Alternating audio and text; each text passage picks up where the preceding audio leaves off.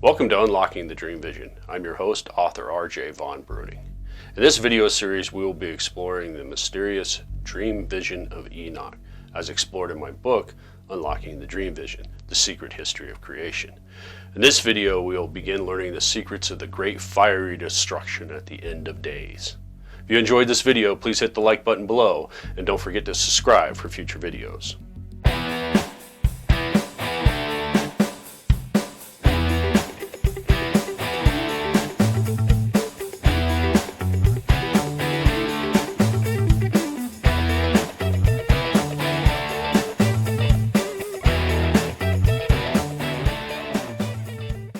This series presents information based in part upon theory and conjecture of the system of esoteric symbolism. The purpose is to suggest some possible interpretation, but not necessarily the only one, to the many mysteries we will explore.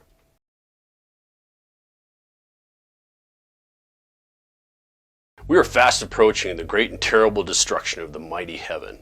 But before we can begin with that part of the story, there are a few more chapters of the Book of Revelations we must explore before we go down that path. After the events of chapter 4 in the Book of Revelations, we are told that John witnesses the throne of God in heaven surrounded by the 24 elders and the 4 great beasts who stood before him. We are then told in chapter 5 of Revelation that he witnesses a sealed book that only the Lamb could open. This book that is spoken of in chapter 5 of the Book of Revelations has been quite a symbolic mystery for all those who have tried to interpret it. As we have learned, this is because most are unaware of the symbolic dream vision. With our new understanding of the mystical symbolism of the dream vision, we can realize that this book must be referring to the same book that is recorded in the dream vision that recorded all the transgressions of the shepherds in a highly symbolic fashion. Given the importance of this book within the dream vision and its possible symbolic reference within the Book of Revelations, it's highly probable that both sources are speaking of the same book. Also, as we saw in the last couple videos, in the last verses of the dream vision, it does refer to this book and provides us with a small bit of additional information about this event and some of the situation that is surrounding it. And I saw till that man who wrote down the names of the shepherds and carried up into the presence of the Lord of the sheep came and helped it and showed it everything he had come down for the help of that ram. Book of Enoch, chapter 90, verse 14.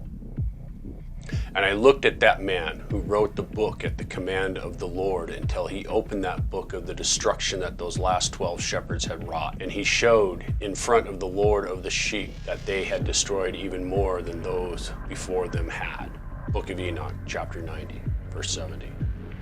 The mystery of these verses from the dream vision and chapter 5 of the Book of Revelation begin to disappear once you realize the political situation between the 3 different God factions. It appears to be related to the fact that a political agreement was made and then broken by all 3 parties. The breakdown of the different political agreements subsequently leads to open warfare between all 3 factions.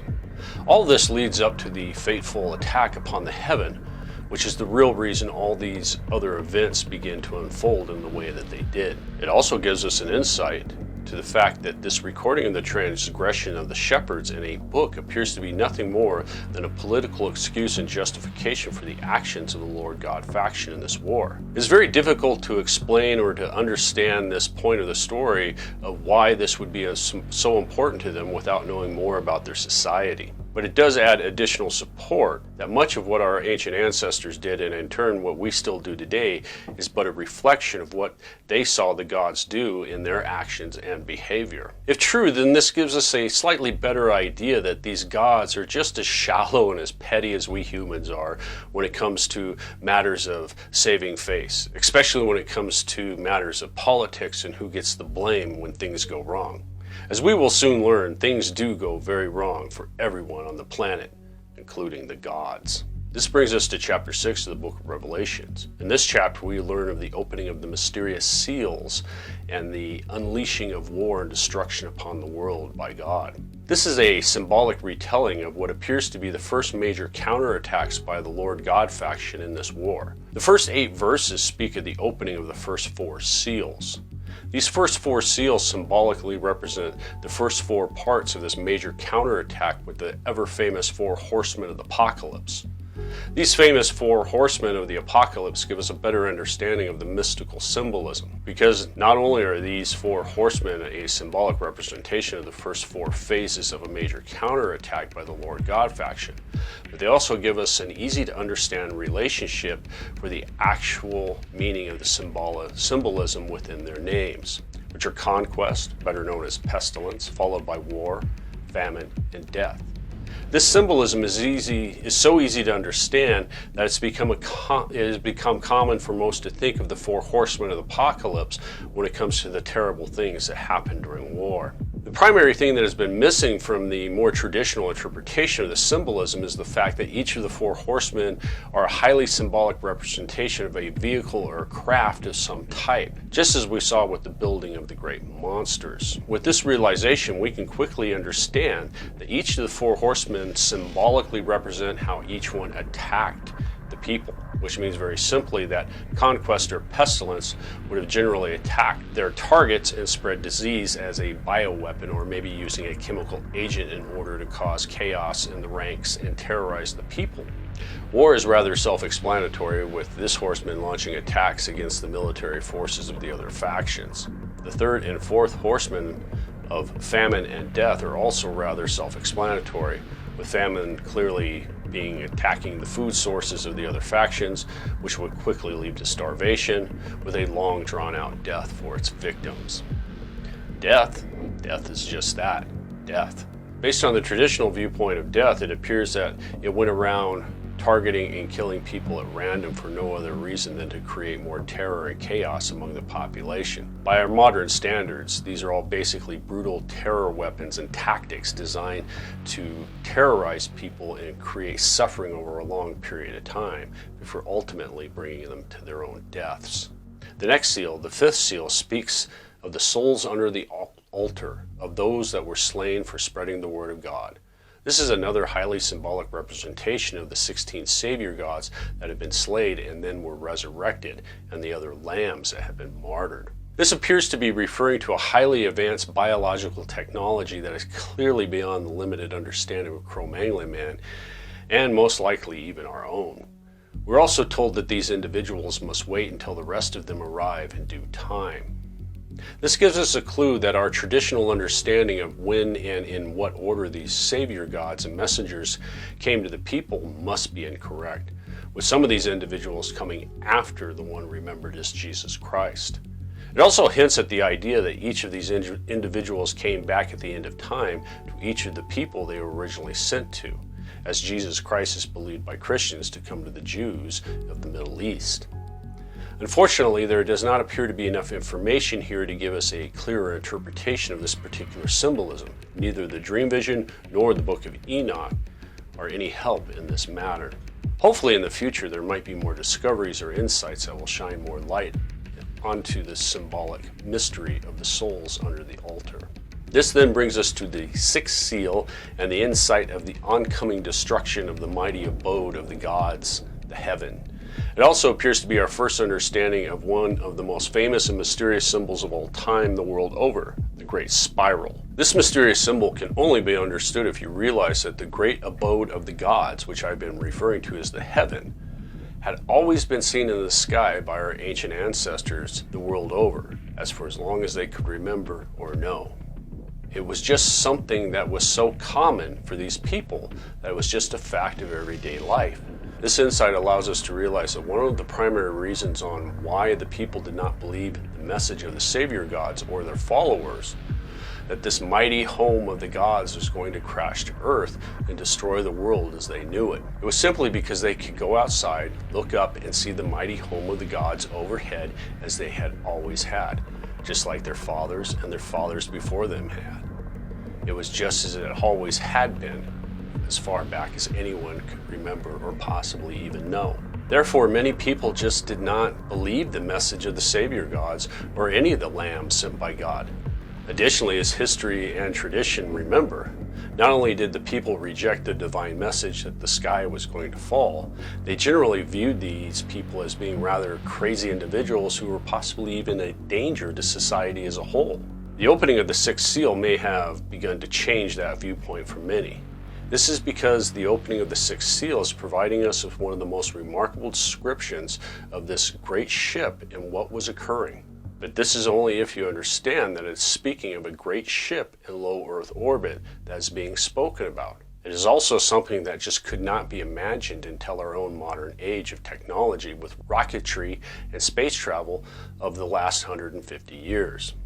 I know all this might sound a bit confusing at the moment, but it will become clearer as we continue. We have to start with the description of the opening of the sixth seal that is given in verses 12 through 18 of chapter 6 of the book of Revelations.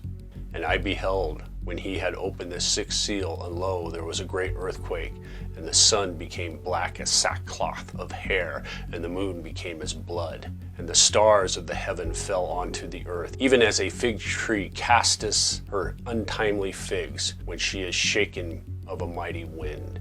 And the heaven departed as a scroll when it is rolled together, and every mountain and island were moved out of their places. And the kings of the earth, and the great men, and the rich men, and the chief of captains, and the mighty men, and every bondsman, and every freeman, hid themselves in the dens and in the rocks of the mountains, and said to the mountains and rock, Fall on us, hide us from the face of him that sitteth on the throne, and from the wrath of the Lamb, for the great day of his wrath is come, and who shall be able to stand? Book of Revelations, chapter 6, verses 12 through 18.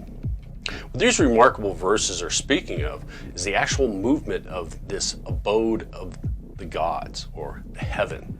This is the description of this mighty ship changing its orbit with the awareness that this ship was ultimately doomed. We can easily realize that this was most likely done in order to change not only the impact site of this mighty ship, but also to possibly buy more time before this horrible event occurred. This is why the heaven had departed as a scroll when it is rolled together. This incredible event is remembered the world over by every single ancient culture on the planet as a symbol of the great spiral. With our modern understanding and experience with rockets, we can begin to recognize what our ancient ancestors saw and recorded as a great spiral.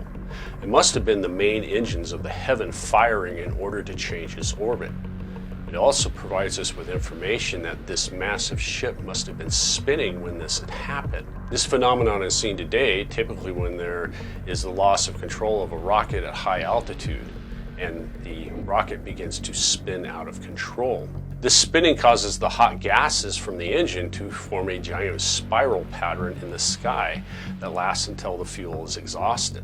This modern day phenomenon of rocket engines spinning out of control is an exact match to the great spiral symbol seen all over the world. This is also an indication that they must have used a reaction engine very similar to our own chemical rocket technology of today.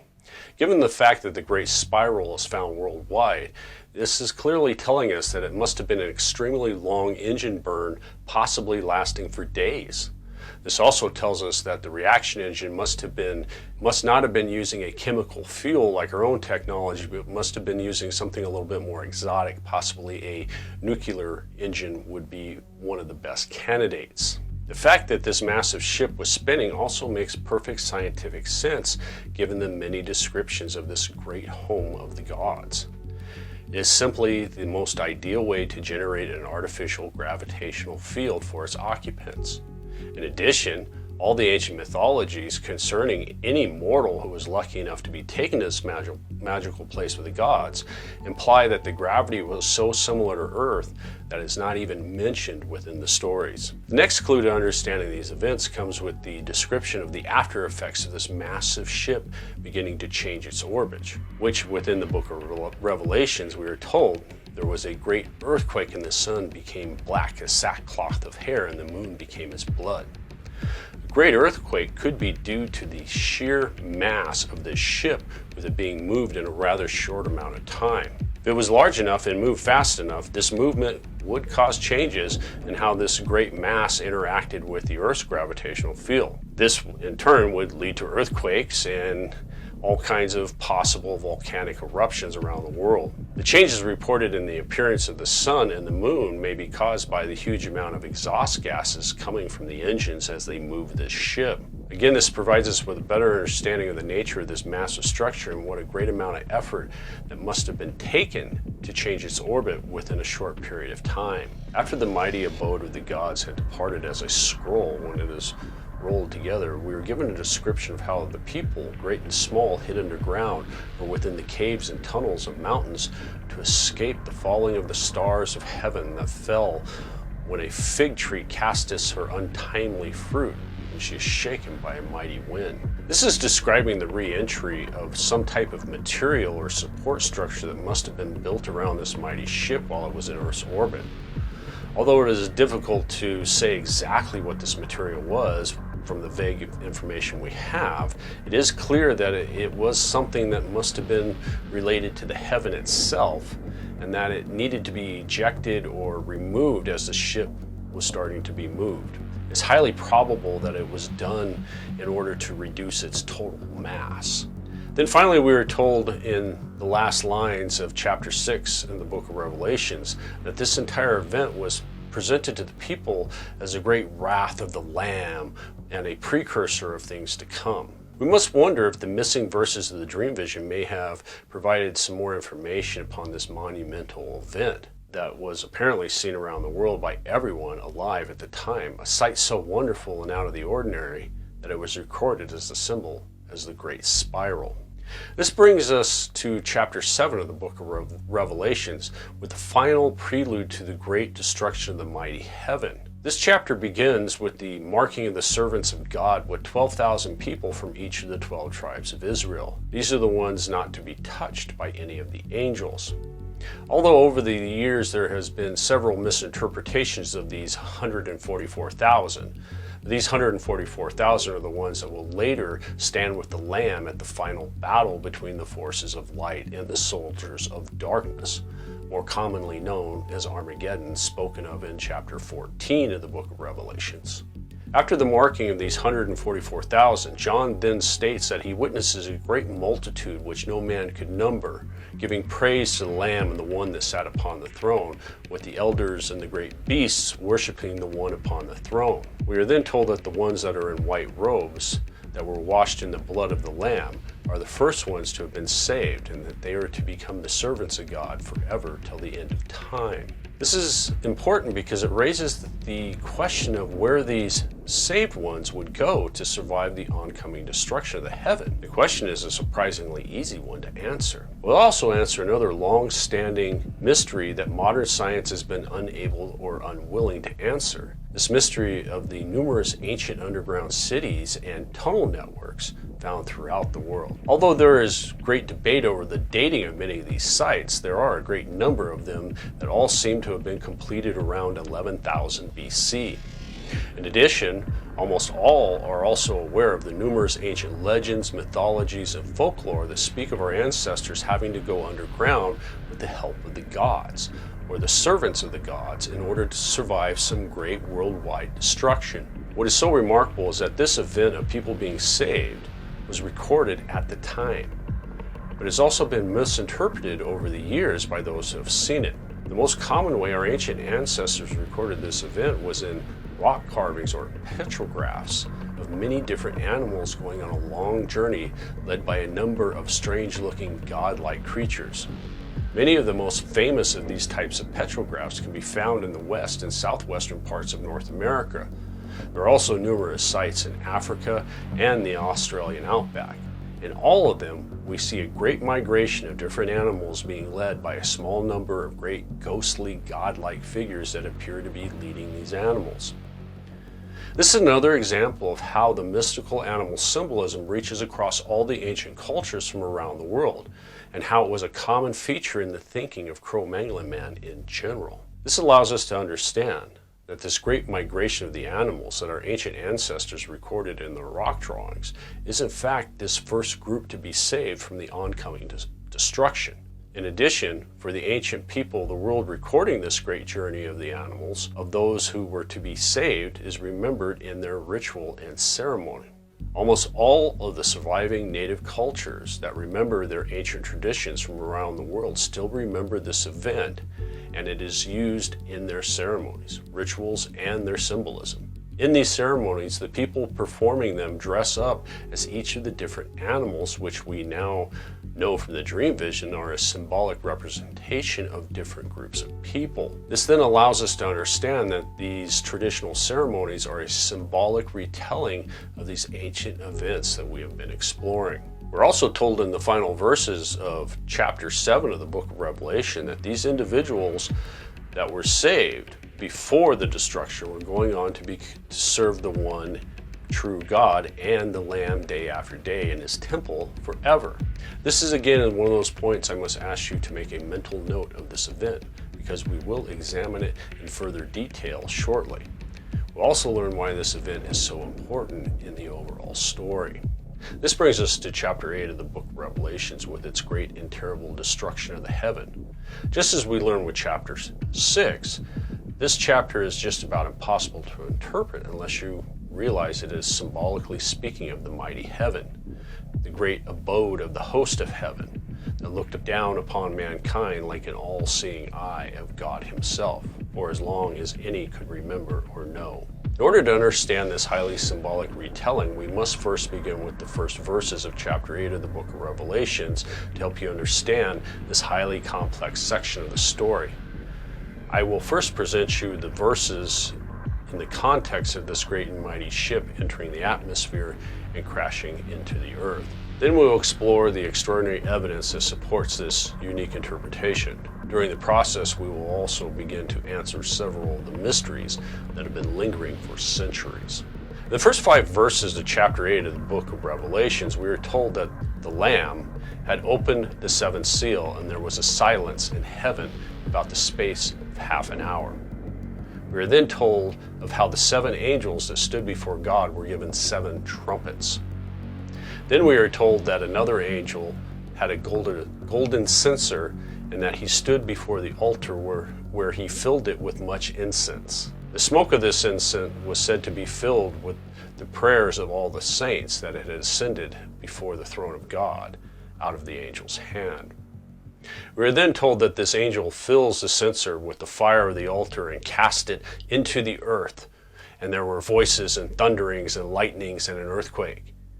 These first 5 verses are a highly symbolic description of the mighty heaven beginning its final faithful orbit, or 2, as it hit the upper atmosphere. This is the missing piece of the puzzle and the key to unlocking this part of the mystical symbolism. The first step is realizing that the golden censer symbolically represents the heaven.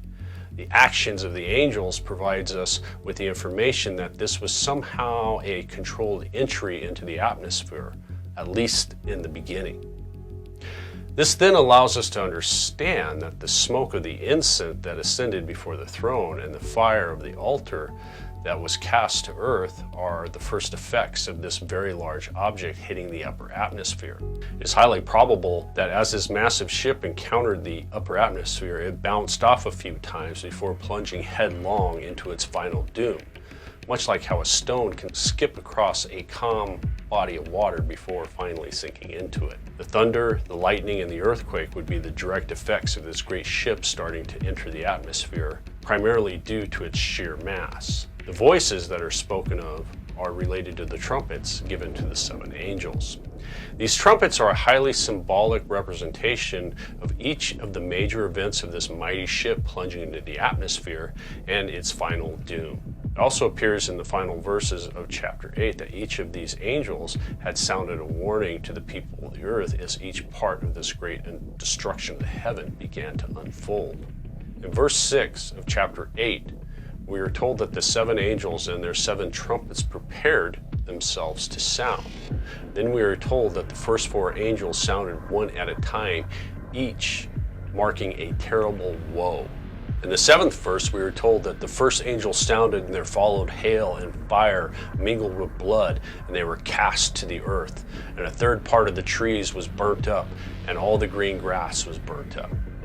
This is describing the heaven as it began plunging deeper into the atmosphere and began burning up from the friction of the air. This hail and fire mingled with blood is a rather good symbolic representation of the great amount of fiery debris that would have been created from contact with the upper atmosphere. There would have also been large pieces starting to break off and falling to the surface of the earth, therefore igniting a long line of deadly fires along its path. There would have also been a huge amount of toxic gases and other toxic byproducts created in the intense heat.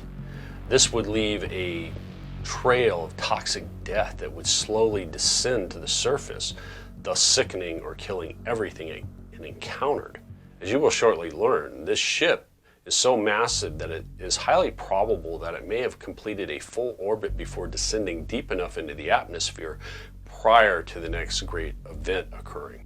This appears to be supported by the destruction of 1/3 of all trees being burned along with 1/3 of all the green grass. This in turn is supported by the evidence of a charred carbon-rich layer of soil found across much of the world. This evidence shows us that it would require at least one full orbit to cover this much area of the Earth. The layer can at least give us an impression of the amount of damage that was starting to unfold across the world. In the next verses, we are told that the next angel sounded, and there was a great mountain burning with fire, was cast into the sea, and 1/3 part of the sea became blood. We're also told in the following verse that 1/3 of the creatures of the sea that died, and also 1/3 of the ships were destroyed because of this great mountain burning with fire. What these verses are telling us is that this massive ship had plunged deep enough into the atmosphere that the great forces that were working against it began to finally overwhelm it, thus causing it to break into 2 pieces, with one piece burning and falling into the ocean like a great mountain burning with fire. The remaining verses of chapter 8 give a rather detailed, if highly symbolic, description of the other piece of this massive ship continuing on its journey of death, with it finally crashing to earth with untold destruction. This incredible event is signaled by the next angel sounding his trumpet, and there fell a great star from heaven, burning as if it was a lamp. We were then told that this great star fell upon 1/3 part of the rivers and upon the fountains of the waters, poisoning them and killing all that drank from them. We were told that the name of this star was wormwood, for it made 1/3 part of the waters wormwood, and many men died from the waters because they were made bitter. The final verses of chapter 8 provide us with a slightly more detail of the after effects of the fiery destruction of heaven, with one of the first hints of the incredible damage it was causing. We are told in verse 12 that after the 4th angel had sounded, and 1/3 part of the sun was smitten, and 1/3 part of the moon, and 1/3 part of the stars, so as the 1/3 part of them had darkened, and the day had shone for 1/3 part of it, and the night likewise. This is describing the after effects of this massive explosion that kicked up enough dust and debris that it blocked out the sun, the moon, and much of the sky for almost 1/3 part of the year, or approximately 4 months. Although at the moment this might be a little hard to take it all in, but this is where we begin learning that there is a remarkably amount of good evidence to support this interpretation. This finally brings us to the point to where we can examine the evidence and bring all the separate narratives into a sharp focus, therefore revealing one of the biggest secrets of the mystical symbolism and the knowledge it holds. We must first begin with an in-depth look at the destruction of this mighty ship. Common sense and logic tells us that if there really was an immense, gargantuan-sized ship that upon impact caused widespread chaos and destruction across the entire globe, thereby destroying the existing ancient civilization, there should be ample evidence to support it. What's truly remarkable is that there is an overwhelming amount of evidence to support this idea. However, the problem has always been that it has never been really noticed. Primarily because if you're not aware of the secret history of creation as told through the mystical symbolism, you might never understand the context and what you're looking for, or what to look for in the first instance. As we've already learned, the first piece of evidence is the 3rd radioactive spike that dates from approximately 10,775 BC give or take 50 years. Logic tells us that if there was a ship that was so massive that it created an equally massive explosion that destroyed an entire civilization, it would have left behind an equally large crater. This is in addition to realizing that one part of this great ship impacted the oceans of the world. If we go back and take a look at the world around 13,000 years ago, we'll discover that about the same time there was an event known as the Holocene extinction event. This extinction event is also related to the massive weather change that occurred at roughly the same time, known as the Younger Dryas period, also commonly referred to as the Big Freeze. The Younger Dryas or Big Freeze is fairly unique in the fact that it was an unusually short weather event that covered a rather short amount of geological time. It spans roughly 1,300 to 1,600 years between approximately 10,800 BC to around 9,500 BC to possibly even as late as 9,250 BC. The greatest mystery of this event is why after thousands of years of the ice slowly melting, it slowly stopped with 1,300 years of cold ice and widespread drought brutally brought back, and for approximately 1,500 years.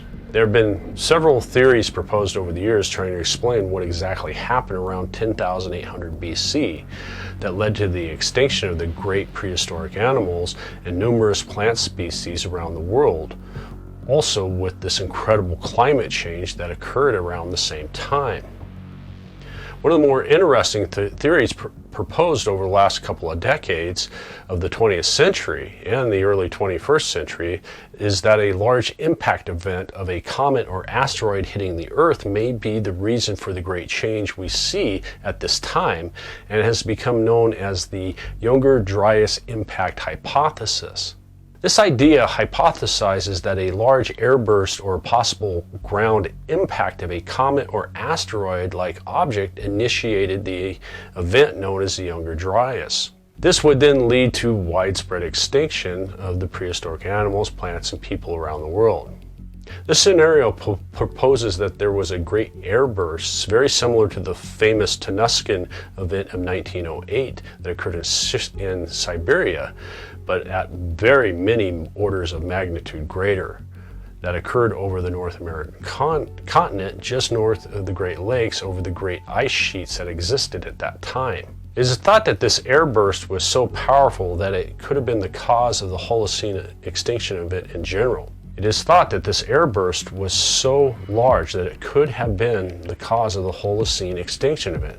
It is also thought that this airburst would have resulted in widespread wildfires and forest fires that would have more or less lit the entire continent on fire from coast to coast. These fires were thought to have been so intense that they destroyed almost all the plant life, that then caused the animals that fed on those plants to starve and to go extinct, including our ancestors. This event has also been proposed as being the mechanism for the sudden and complete demise of the Clovis people and their culture that existed at about the same time all over North America.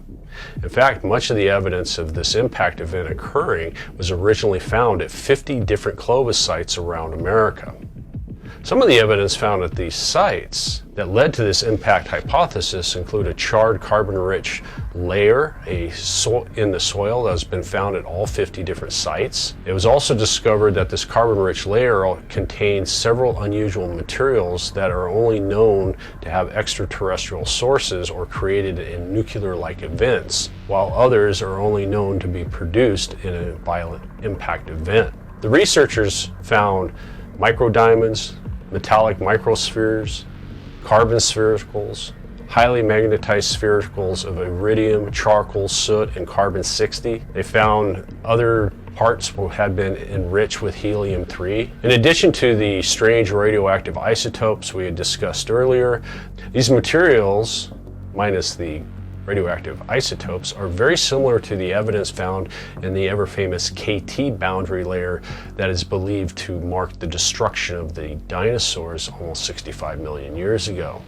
Although there have been many over the years that have criticized and raised doubts about this scenario, none of them at the same time have been able to put forward a convincing theory to explain all the evidence found at the different Clovis sites across North America. This brings us to the next step in our journey of the Great Destruction. This is where we begin to learn that this was all caused by something much greater than a comet or asteroid. One of the primary criticisms of this entire impact scenario is that for an object large enough to cause all this damage, death, and destruction on a planetary scale, it would have left a crater of some type in the landscape, even if it was an airburst as proposed by the experts, and to this date they claim that no crater actually exists. As you will quickly learn, this entire argument is in fact a false assumption, and there is actually a crater that has been discovered that dates from about the right time. This is much like the mystical symbolism on the reverse of the Great Seal of the United States of America, that without one or two small pieces of symbolic information or knowing the esoteric story it tells, the entire meaning cannot be known or even understood. In this particular case, it is a crater that matches up with the evidence of a huge impact event occurring approximately around 10,800 BC that could have caused the widespread destruction of the Holocene extinction event, a crater that the experts somehow always seem to overlook. Although I can't pronounce this particular crater, the name's right here.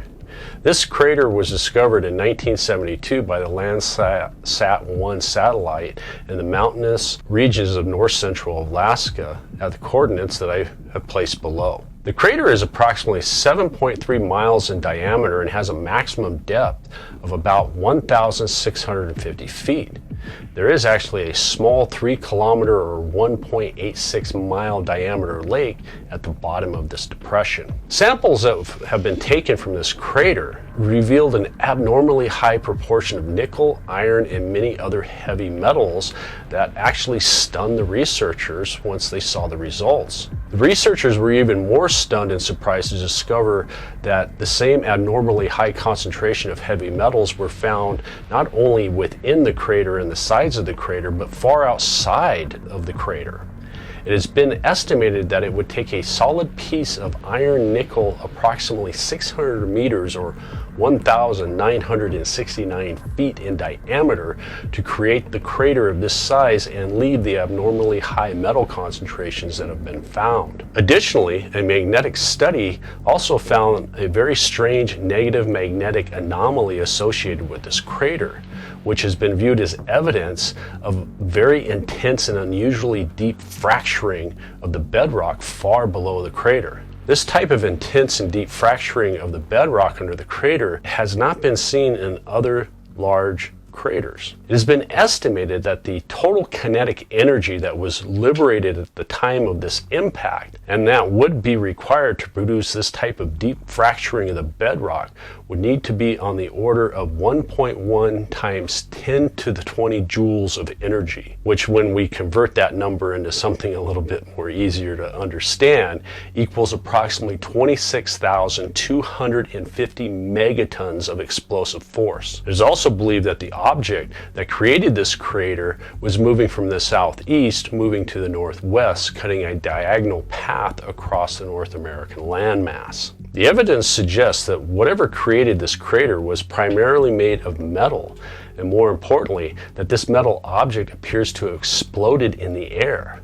This is one of the reasons why the researchers were so stunned by their findings, because all modern science tells us that a large metal asteroid of 600 meters across will survive contact with the atmosphere and actually hit the ground before exploding. The famous meteor crater in northern Arizona in the United States is one of the best known examples of an impact crater being created by a primarily metal object. This famous crater, which is approximately a mile across and approximately 560 feet deep, was excavated by a nickel iron meteorite that's estimated to be about 160 feet across. One of the most single important things about this entire event is the sheer size of this explosion. Again, estimated around 26,000 megatons of force. This explosion is so large that it's very difficult for us to even imagine how huge and destructive it was.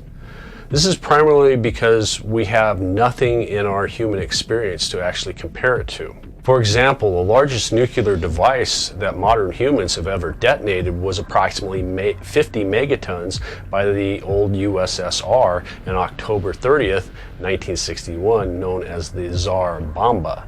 This massive nuclear explosion is approximately 525 times smaller than the estimated force that was released in creating this crater. One of the most remarkable things about this massive explosion is that once you understand some of the effects that would have been caused by such a huge explosion, it then allows us to answer one of the biggest and longest standing mysteries in modern science about the far icy north, which is why over the last few hundred years we have found so many perfectly preserved prehistoric animals that were frozen in the ice. One of the biggest mysteries concerning these animals is the fact that almost all these animals appear to have been instantly killed and then quickly frozen. Another great mystery about these frozen prehistoric animals, in addition, is that they all appear to have been killed at the exact same time, with hundreds of thousands, if not millions, of these animals being killed all at once, as if some great hand reached out of the sky and struck them all down at once. This great mystery of the North quickly disappears once you begin to understand the dynamics of a 26,000 megaton explosion and the horror it would have unleashed across the land. In the first moments of this explosion, there would have been the creation of an almost unimaginably huge fireball that would have reached from horizon to horizon, incinerating anything and everything that was out in the open. It's difficult to actually estimate the actual size of this fireball, but based upon the largest nuclear explosion that mankind has ever created, it is possible that the fireball of this explosion may have been upwards of 100 miles or more across and being hotter than the sun. As horrible and as deadly as this fireball would have been, it is really the massive shockwave that it creates that would have been the real destroyer in all of this. This is the point that many will have difficult with imagining what happens next as this massive shockwave begins to move across the surface of the Earth. One of the first things to understand is that the fireball and the resulting shockwave is so massive that it literally punches a hole in the atmosphere into space. A hole so huge that a surprisingly large amount of the surface of the Earth was actually exposed to the hard vacuum and freezing temperatures of space for a remarkably large amount of time. Once you can get your mind around this idea that this explosion was so massive that it exposed a vast surface of the area of the Earth to the vacuum of space, we can begin understanding how all the hundreds of thousands, if not millions, of prehistoric animals were all killed at once. It also allows us to estimate just how large this shock wave and hole in the atmosphere was. In addition, it also provides us with the information that allows us to estimate how much and how long the surface of the Earth was exposed to space. If we start with the location of this crater in central Alaska and then take the locations of the sites of the well-preserved frozen prehistoric animals that have been found all over northern Siberia and Canada, we will quickly find that these perfectly preserved animal finds are within a circle of a radius of approximately 1,800 to 2,000 miles across, which means that a total area of approximately 4,000 miles across, or 6,439 kilometers. This allows us to realize that ground zero may have been exposed to the cold, hard vacuum of space for up to 2 to 3 hours before air had time to rush back in and fill the huge void that was left by this explosion. The next piece of the puzzle is looking at the trajectory of this object as it cut across the North American landmass. If we do this, we'll discover that there are 3 very important pieces of evidence that will also help answer some of the more mysterious long-standing questions. The first of these 3 pieces of evidence is what caused or created the features known as the Carolina Bays. These bays are a series of mysterious craters and depressions centered around the states of North and South Carolina on the east coast of the United States. It is estimated that there are more than 500,000 of these bays located across the states of Maryland, Virginia, Georgia, Kansas, and Nebraska. These Carolina bays are typically elliptical, depressions in sandy sedimentary lands ranging from about 50 meters to up to 7 kilometers across. They also have the same basic outline and they all face in the same direction. The other remarkable fact is they all date from the same time period of approximately 12,800 years ago, or about 10,800 BC. The first piece of this puzzle is the famous and equally mysterious Waffle Rock, which can be seen here. This famous rock is situated on the west shore of Lake Jennings, Randolph, Mineral County in West Virginia, the United States. While the current rock is only a large boulder, it is clear that it was once part of a much larger piece of rock. The boulder was moved to its current position due to the construction of a dam. What makes this rock so strange and gives the Waffle Rock its name is the mysterious, iconic geometric design on one side of this boulder. Great debate has raged over the years about what could cause this strange rock to be formed. The strange geometric design appears to be made of the very rock itself, as if the minerals that make up this strange surface pattern were somehow pulled directly out of the rock structure itself, thus creating a regular geometric pattern that runs in straight lines across its surface. The pattern is composed of darker colored rock, which makes it stand out against the lighter background rock, which we can clearly see. The primary question about Waffle Rock has always been what exactly could cause this type of strange mineral deposit. Was it a natural process that occurred over millions of years, or something much more recent and artificial in origin? As you will soon learn, this strange boulder is a very important clue on how this mighty abode of the host of heaven was constructed. It also helps provide an answer to why this explosion was so incredible and destructive in the first place. The third piece of the puzzle is the great amount of reports, claims, and disappearances that have been made over the years related to the ocean area commonly known as the Bermuda Triangle or Devil's Triangle. With these three pieces of evidence in hand, we can now, for the first time, reconstruct the last final orbit of this mighty ship and the final moments before the massive destruction that it brought upon the entire world. Our starting point is when this massive ship was first moved into a new orbit, an event that was seen around the world and gave rise to the famous symbol of the Great Spiral. We can now understand that the gods were moving the ship into a more polar-like orbit. As we explored earlier, it's highly probable that this was done in order to buy more time and to even possibly change the impact site, thereby hopefully minimizing the damage. Once this great ship had begun encountering the upper atmosphere, it had reached the point of no return, and not even the mighty gods themselves could stop what was about to come.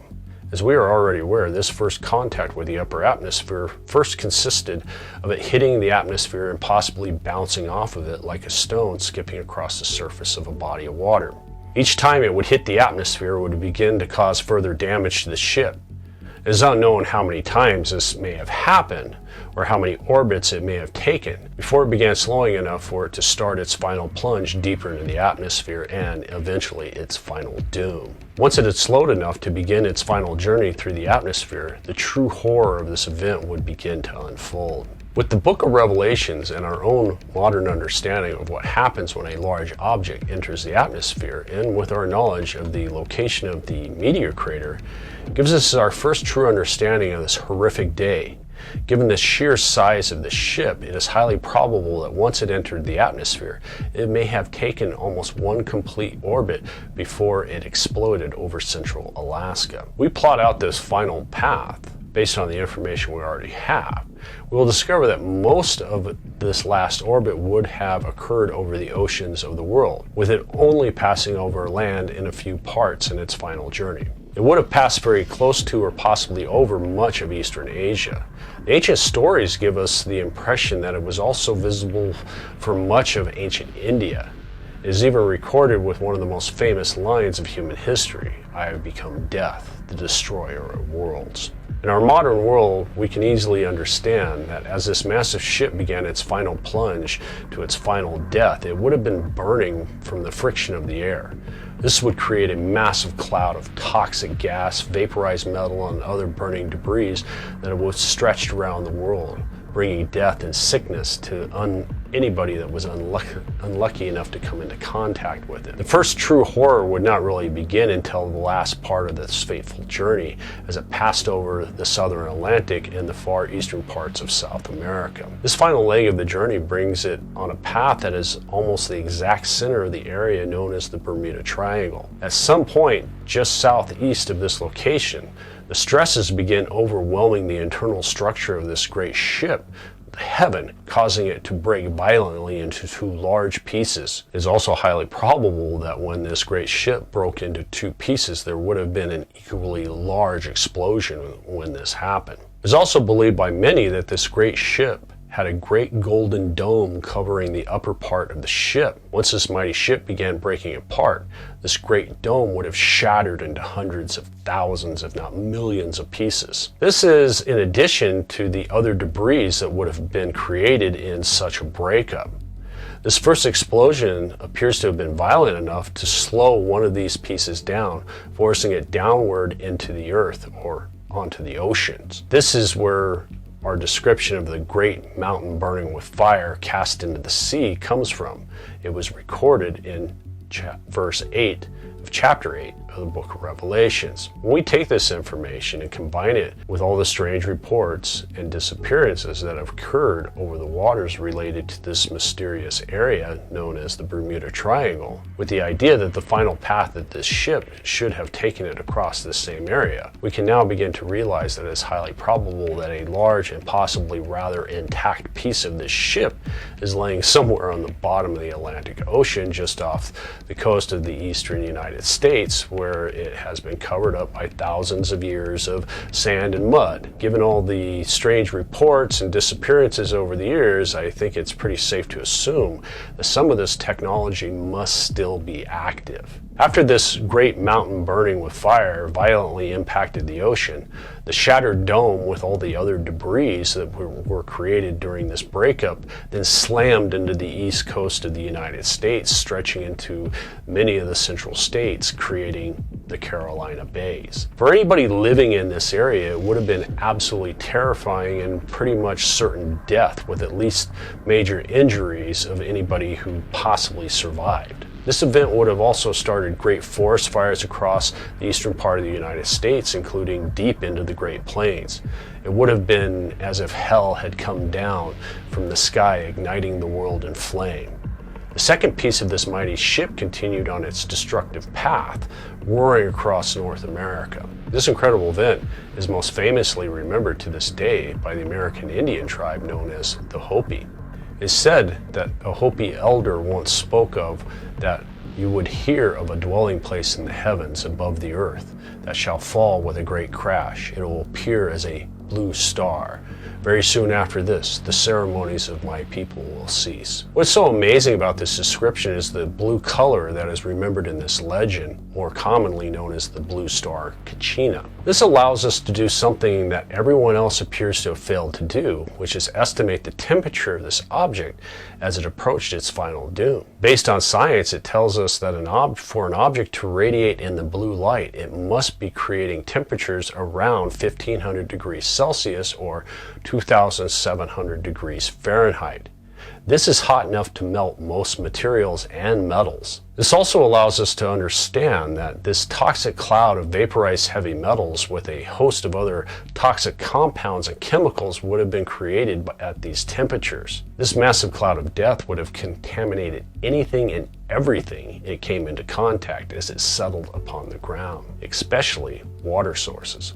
If anybody had drank from any of these contaminated water sources, they would have first become very sick with heavy metal poisoning, possibly even radiation sickness. Once they had become contaminated, they would have slowly died in a horrendous death over an unknown period of time.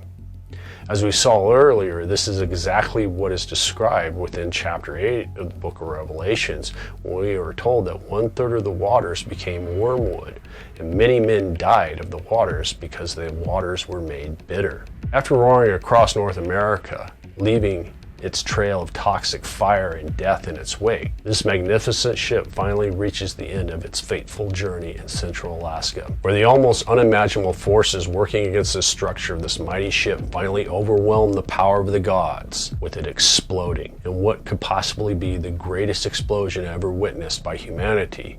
In one small fateful moment, at least 26,000 megatons of force were released in a massive explosion that changed the world forever. In the first moments of this massive explosion, an enormous fireball, hotter than the surface of the sun, was created rather quickly and rolled across the land for possibly 100 miles in every direction, vaporizing anything and everything that happened to be out in the open. This fireball then created an equally unimaginable powerful shock wave that literally punched an almost 4,000-mile wide hole in the Earth's atmosphere. This then exposed a huge area of the surface of the Earth to the hard vacuum and coldness of space. Whatever was not outright killed by the fireball or blown apart by the shockwave was instantly killed as the shockwave pushed the very air out of the way and the animals suffocated to death. This is why we have found so many hundreds of thousands of animals perfectly preserved in the ice and the frozen tundra of the north. It would have been pure horror for anything or anybody caught in this zone of death. Based upon the location of the animals that have been found over the years, allows us to realize that if you happen to be far enough away to survive the fireball and not be destroyed by the force of the shock wave, which appears to be approximately 1,600 to 2,000 miles from the epicenter, you would have been quickly suffocated to death as the very air itself was pushed out. Soon afterward, the dying body would begin to freeze. It is highly probable that the body would also be covered with debris of the shock wave as it moved over it and pushed the air out of the way, and then when the air rushed back in to fill the void. This massive shock wave also explains the strange evidence of why so many millions of animals, plants, and even human remains have been found frozen in the Arctic tundra, where it appears as if some great unknown force, or maybe even the very hand of God, had reached down and from above and picked them all up, smashed them together, and slammed them into the ground, freezing them in place for thousands of years. This massive explosion would have created earthquakes all around the world, just as recorded in the Book of Revelations. Not to mention the unimaginable sound that would have been created as it raced around the world. Every single person on the planet would have heard this sound and physically felt the shock wave as it moved. Based on other known large explosions, it's highly probable that this sound wave would have circled the Earth many times. It appears to be remembered in the Book of Revelations as great noises and thunderings in the sky that were heard by all. With our knowledge of impact events, we can realize that this type of explosion would also kick up a vast amount of dust and debris that would have been thrown into the upper atmosphere and into low Earth orbit. This material would then block out the sun and plunge the entire northern hemisphere into a deadly new ice age. Additionally, this type of massive explosion would have radically changed all the weather patterns and jet streams throughout the northern hemisphere, and possibly the whole world. It would have created a nuclear-like winter effect, which would help explain what caused not only the 1300 to 1600 year big freeze known as the Younger Dryas, but also the Holocene extinction event in general. It would have literally been the end of days for all people alive at the time, a time of fire and a time of ice. What is remarkable is there is a massive study of geochemical and isotopic markers published in the Journal of Geology and by the University of Kansas that found that there were massive forest fires created by a huge impact approximately 12,835 years ago to 12,735 years ago. The evidence supports that they were the most massive fires on Earth since the impact that took out the dinosaurs 65 million years ago.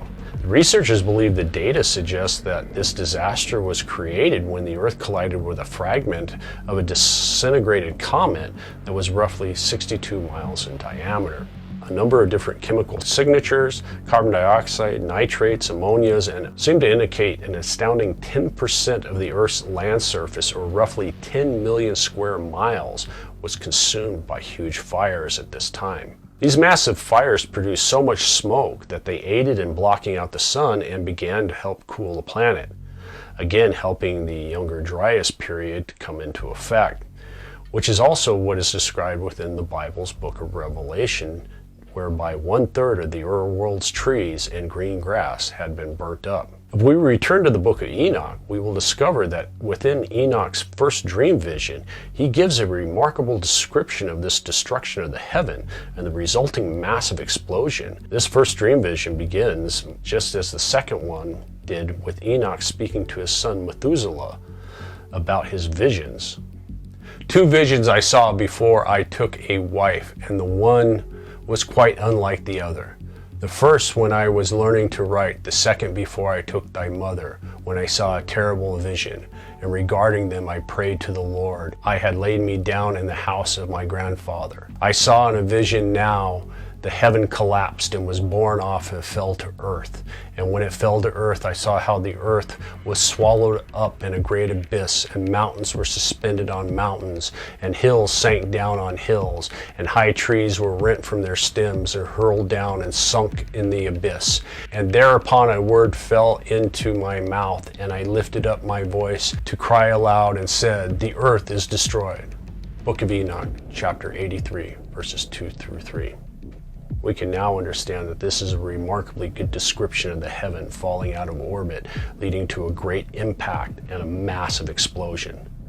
This brings us back to the strange piece of evidence known as Waffle Rock that we just saw earlier. In order to understand how this odd boulder is connected to this incredible event, we first need to take a moment to understand how this great ship most likely had been constructed. If we do this, you will quickly realize that it is very unlikely from an engineering point of view that any civilization, no matter how advanced, would build a massive ship that is many miles across in a low orbit around a planet.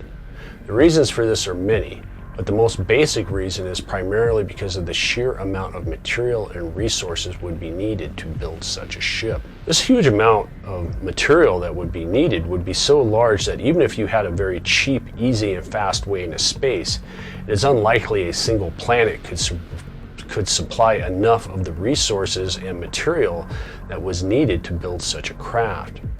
In order to get around this basic raw material problem, it makes much more engineering sense to find and use a large asteroid that has a high metal content. This will require vastly less energy and material in trying to mine a planet and then move the material into space. In addition, it would help provide the raw materials and metals you need in the first place. You could use the asteroid itself to help construct the ship. In fact, this makes much more sense than any other idea ever proposed. Also remarkably, it would fit the ancient description of this great ship, basically being a large city in space. From an engineering point of view, a metal-rich asteroid would be an ideal location to construct such a ship. This would require you to first find a suitable asteroid. Once found, you would begin to mine it for its raw material and other mineral resources. You would then process these raw materials and then begin constructing the products and materials you needed in building the ship around this asteroid, thereby using it as not only the support structure for the rest of the ship, but this was also would require tunneling it out, for it's a giant piece of rock, and you would need to find the weak spots and therefore reinforce them, thereby using it as a support system for the rest of your ship. This would require you to tunnel most of it out, and primarily to find the weak spots and to reinforce them. This would also be needed so it could handle the different stresses and loads and forces that you would place upon it. This then brings us to the answer to why Waffle Rock is important, because it appears to be a small section of one of these reinforced tunnels that would have been necessary to reinforce the rock of an asteroid to allow you to build a larger superstructure upon it. It also appears to be evidence that these gods had the technology to be able to pull materials directly out of the rock and rearrange them into a new structure. This also provides us with the reason why the ship was so destructive when it exploded. If a large portion of its mass was made of rock that was then surrounded by a large artificial metal structure, it would have been the asteroid itself that exploded and not actually the artificial structure around it. This also explains why the heaven exploded in the air and did not impact the ground. It also explains why there is such a large mass of metal in and around the crater in Alaska. It is because this rocky asteroid exploded first, which then vaporized the surrounding metal superstructure of the ship. Then this vaporized metal was then blasted into the crater in the surrounding area, leaving the evidence we find today. Although this idea might seem a bit much on the sci-fi side of things for many of you, we will explore something later that will help remove a great amount of doubt you're having right now. In our next video, we will look at the war that unfolds after this great destruction. If you enjoyed this video, please hit the like button below. And don't forget to subscribe for future videos.